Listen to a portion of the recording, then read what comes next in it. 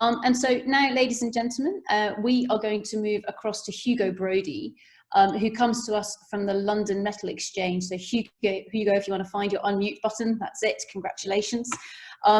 So Hugo comes to us from within the CEO office at the London Metal Exchange.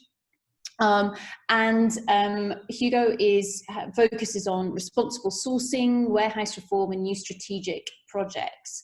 So Hugo, of course, brings a different slant with regards to what we're talking about here today. Without further ado, Hugo, across to yourself. Thank you very much.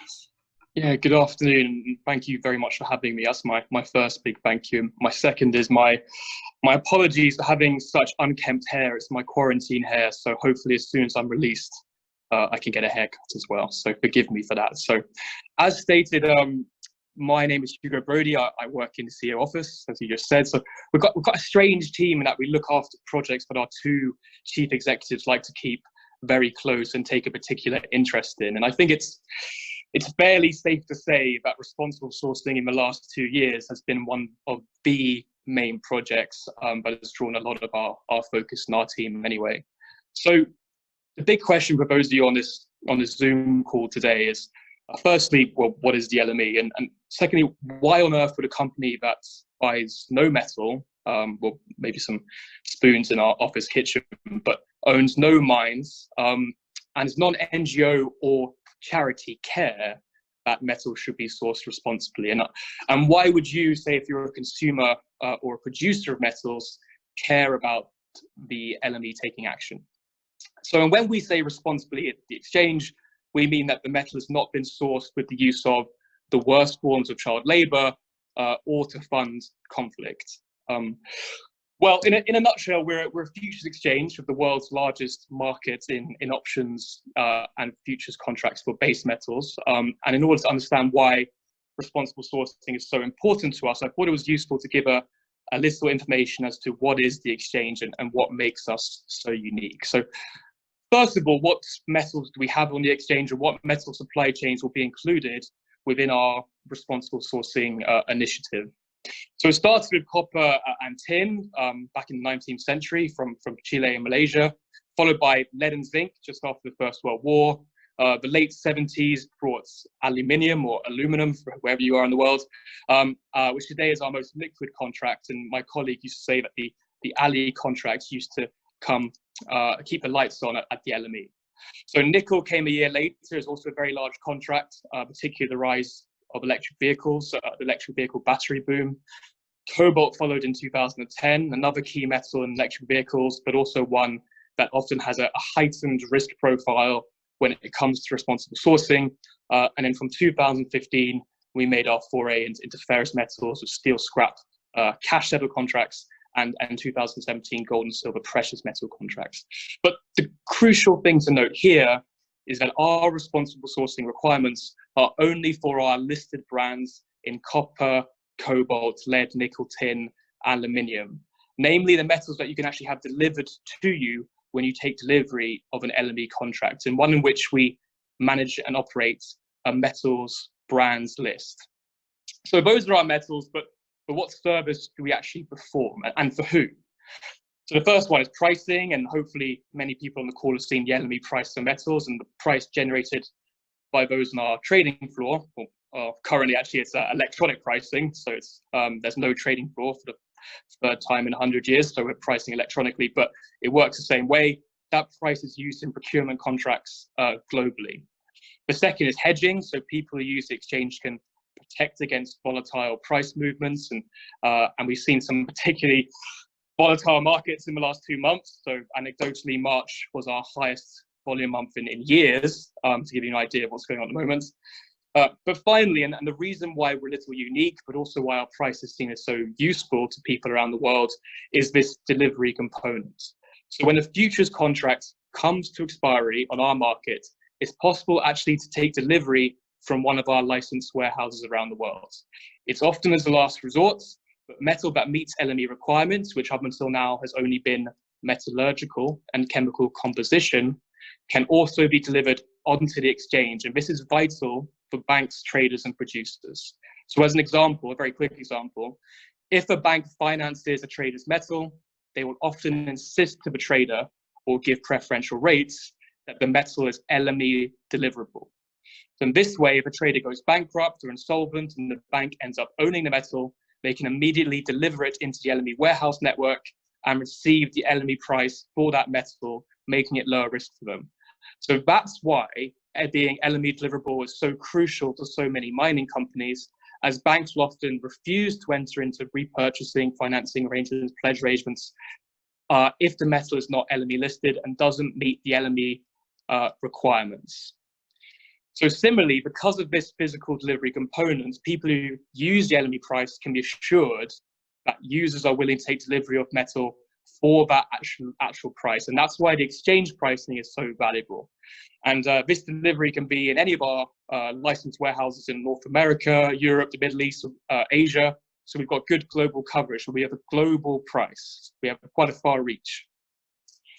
So responsible sourcing. So we've been working with a variety of industry bodies regarding the responsible sourcing of minerals for several years. And in 2017, we conducted a comprehensive responsible sourcing survey with all of our producers. That's around 349 different mining companies. And in October 2018, we set out a proposed approach to responsible sourcing to the market, to which we received extensive feedback. And so from this, there followed a detailed analysis of the feedback. The LME released a formal market-wide consultation in April 2019, the responses to which have helped us shape the final set of requirements, ethical requirements, for all LME listed brands in respect of responsible sourcing. So as I said before, for over a century, the LME has only stipulated metallurgical requirements for brands. So we're changing our approach, and while we don't change our approach lightly, we now believe the right time is for responsible sourcing principles to be embedded in our rules. So where we are currently is we're engaging with all of our producers to make sure they're going to be ready for LME compliance, and hopefully the vast majority who we know are doing good work will remain LME brands. So why are we doing this? So why now? So there's three key reasons. So the first of all, we do believe as an industry, and the LME is especially, we have a collective ethical responsibility. We believe that our industry has an ethical imperative to embrace the principles of responsible sourcing, and therefore the LME, by our nature of just being at the center of the market, being the linchpin between the physical and the financial world, has a key role in facilitating this. The LME is obviously a seller's market, which means that a buyer of metal through the exchange may be delivered metal of any LME listed brand anywhere in the world. And we can't accept a situation where consumers are required to take delivery of metal which has not been sourced responsibly. So that's the first reason. And the second reason, frankly, we have a commercial imperative as well. So the fundamental service of the LME is to price metals, and we live and die by our price. And by the nature of our market, the LME price will generally be the price of the least valuable brands on our brands list. So we have to act to ensure that our price reflects the value of responsibly sourced metal and is not artificially depressed by metal which is not sourced in this manner, which is, for want of a better term, irresponsibly sourced. So we've listened to calls from our market, and this brings into the final reason why we're doing this, or main reason, is we believe that we're best placed to provide leadership for the global metals industry, for at least those who list brands on the LME, again, because we sit at the center of the market. So it's clear our stakeholders now all demand responsible sourcing, and we feel that we have to collectively live up to our responsibilities. So we've listened to calls, and now we're taking a leading role in responsible sourcing. So what are the key features of what we're doing? So as I alluded to before, it will now be a requirement for every producer of an LME listed brand to due diligence their supply chains in respect of responsible sourcing if they want to remain an LME brand. So a key feature of our requirements that we want to build on the well-established work in the sector, and it was clear a huge amount of work has already been undertaken in the responsible sourcing space, and we want to build on this and provide a framework by which the industry can benefit from this investment. So in particular, the LME's approach is grounded in the OECD guidance, which in our view is the most globally relevant approach to responsible sourcing. And this then allows brands to make use of existing standards that have been based on the OECD guidance as well. So we've tried to be pragmatic. And because these standards define audit approaches, the most appropriate auditors will be positioned to assess compliance as well. So I realise I'm at the end of my 10 minutes, but if you want to hear more, I'll be giving a webinar going into more detail. So I'll be speaking tomorrow at 2:30 p.m. and you can register from our website. But hopefully now you have more of an idea of what we're doing. And going forward, when you see an LME brand in any metal, any of our metals, you'll know not only has there been chemical due diligencing, but also ethical due diligencing as well. So thank you very much for my speaking slot. Fantastic. Thank you very much, Hugo. And now you can hear that brilliant round of applause ringing in your ears whilst everybody sits on mute. You guys can hear that too, huh? Around the world. So with regards to just, I guess, building on what you were saying right at the end there, which was around how are you going to provide assurance that that what is going through the LME market truly is responsible. So you mentioned auditors, but how else are you going to pull together the data sets required to provide you with that peace of mind that actually something is good enough to be sold through your marketplace? Yes, it's a very good question. So obviously we already do this for all of our brands to make sure they're good enough from a chemical composition point of view. So we're going to be following a similar format for the ethical requirements as well. Every single brand that produces LME listed brands will be required to do the OECD 5 steps. And this means they all have to assess their risk, their supply chain, assess whether or not they operate in a CARA, so a country in high risk area. And if they do, they have to go down at what we call track A, which means they have to comply with an external standard and then they have to comply with the auditing requirements of that external standard. And if they don't operate in a high-risk area, let's say I don't want to draw on examples too much, but let's say they're operating in a very safe area in northern Canada with really high due diligence principles, then they still be required to go through the 5 steps, but they can choose our track B or track C, which means they go to our website, they complete our red flag assessment templates, and they get audited for that in various ways. But I won't take up too much time, but I can come on to that if you need more info. Yeah, that's fantastic, Hugo, because I think that there are an awful lot of initiatives or different organisations that are looking at this, almost this silver bullet, as it were, to how do you determine if something is responsible or not. So really exciting to see that you guys are also looking at this. Just building on that, so a question has come in from one of the other speakers that we had earlier on today, Andy, and he's asking, do you foresee a positive, in brackets, price differential for responsible metals going forwards? Well, I mean, I have to be careful here because we have a policy where I can never talk too much about pricing. But for us, it's not the idea of having a premium for responsibly sourced metal in terms of human rights and conflict minerals. Let's leave aside the environmental side for a second. We're just focusing on the conflict minerals and human rights side.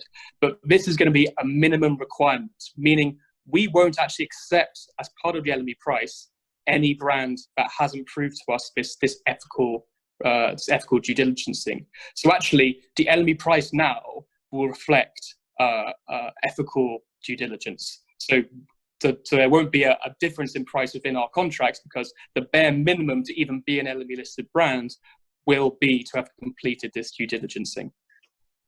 Great, thank you for that. Building on that, and this is a question that came in from Aldo whilst you were speaking, and he asks, so therefore, does LME deliverable mean certification for branded metals? Yeah, so when you look on Bloomberg and you see the LME price going forward, from once we implement the responsible sourcing requirements, you can be sure that every single metal that makes up that LME price has undergone the ethical due diligencing required to meet our standard. And I can go into more detail about what the ins and outs about and how we're going to monitor this, but you'll know for sure that they at least have met our requirements for ethical responsible sourcing. So there won't be a metal that hasn't undergone this due diligence. Okay, and I guess this then addresses, so Katrina or Catriona, apologies for how you pronounce your name, has also asked, so how could this information be taken and given to the end consumer, i.e. we only make phones from LME metals, fair trade metals type thing? Is that something that you foresee? So officially, we encourage every end consumer to do their own due diligencing. I think it's still very important for everyone to do that, no matter what. In fact, I think it's encouraged by the OECD and various different governments. But again, the consumers who can see that their metal is within our LME brands list and it's publicly available on our website, the metal they're sourcing will know that at least it's passed our responsible sourcing requirements. But again, we always encourage people to also do their own analysis as well. And I think as well, building on that, so thank you very much, Hugo. I promise we're coming to the end of me pummeling you with questions. No problem, please. So this question is in from Victor, and he's asking, so reporting standards are one of those key contributions to build up trusts for the investors as well as customers as well. And so there are a myriad of other reporting standards that are looking to be updated right now. So for example, PERC, which is the European Resources and Reserves Governance Standard. So how much rock is in the ground and what can you actually extract? It's in the process of being updated at the moment. And for example, they are looking for incorporation of guidance on the social license to operate and responsible exploitation, etc. Is any of this useful to what you guys are doing at the moment? Or do you already have your guidelines and your metrics, for example, set? So we've tried to build on as many standards as possible that can prove to us that they've been OECD aligned by an independent assessor. So that's where we try to use the good work already in the marketplace. But I do have to kind of add the caveat here that we're trying not to bog down our producers with too many requirements, especially as a lot of them are already doing really good work in this space. And the producers, frankly, are the lifeblood of the LME. That connection to the physical world is what makes the LME price so useful and why people like our price so much. So we don't want to overburden them with everything, and as you've already said, lots and lots of different requirements and lots and lots of different standards. We want to use the ones that are relevant for us, and therefore we don't require them to go through too much hard work in terms of this standard and this standard and this standard. I hope that's been clear. Yeah, no, 100%. And speaking as someone who often receives these lists of questions that you're getting from different customers or investors or different types of regulators, you get hit with the same questions time and time again, some of which are often not really the right question to be asking. So I guess final question from me to you, and I promise this is it. Out of all of the different metals, etc., that you sell in the marketplace, do you foresee there being a difficult child? So is there one that is more difficult than the others? Or you can flip that round and say, is there an easy one where you think, yeah, it's mostly responsible? We want to make sure every single one of our metals that are physically delivered meet that standard, regardless of if they're in Norway or DRC. But as everyone knows, that cobalt does have a higher risk profile simply by the nature of where it's sourced. So that is one where we're predicting many of our brands who are cobalt brands will probably be going down our track A, our highest due diligence route. So I think I can be fairly confident in saying that. Brilliant. So all of you cobalt producers on the board, yes, there's yet another set of questions that we asked. Sorry, Hugo, do you want to address? Well, obviously not all cobalt brands, but again, it shouldn't be seen as if I can just get 30 more seconds, it shouldn't be seen as a bad thing to operate in high-risk areas. By the nature of our business, you have to operate in areas that require extra due diligence, and you can do this effectively and safely, and without exploiting people. We do believe that. So even if you operate in a Kara, it shouldn't penalise you as long as you're doing the right thing when operating there. And we believe that many of our producers are doing that. Brilliant. No, and that's a very, very good note to finish on. Thank you very much, Hugo. And yet again, you can hear that roaring applause. All those yeah, thank you. It was nice to wear a button-down shirt again. Brilliant. Thank you very much, Hugo.